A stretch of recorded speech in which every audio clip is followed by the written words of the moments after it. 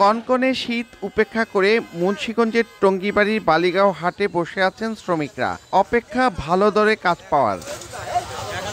Baligaon UP complex সংলগ্ন প্রধান সড়কে বসা ব্যতিক্রমী এই হাটে শুধু স্থানীয় নয়, উত্তরাঞ্চল সহ নানা জেলা থেকেও শ্রমিক আসেন। তারা জানান, অধিকাংশকেই নিয়ে যাওয়া হয় জমির কাজে। আলু খেতে একদিন কাজ করলে আরেকদিন তাহে না। যেই মায়না পাই সেই মায়না দিয়ে মনে করেন নিজের খেতেই কষ্ট হয়ে যায়, কিন্তু দেশে পাঠাতে পারি না। আমরা 500-700 টাকা আমরা যে রুজি করি, এই টাকায় আমাদের কোনো কিছু হয় না। এদিকে গৃহস্থলীরা বলছেন, 2 সপ্তাহের ব্যবধানে শ্রমিকদের মজুরি বেড়েছে 200 টাকা পর্যন্ত।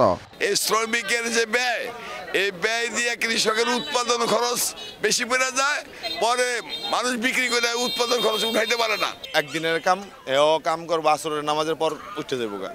তো এইভাবে কাজ করলে কৃষক অনেক প্রত্যাপ বেশি পড়ে থাকে। প্রতিদিন ভোর 5টা থেকে সকাল 7:30 পর্যন্ত 2.5 ঘন্টা ধরে চলে শ্রম বিক্রির এই হাট।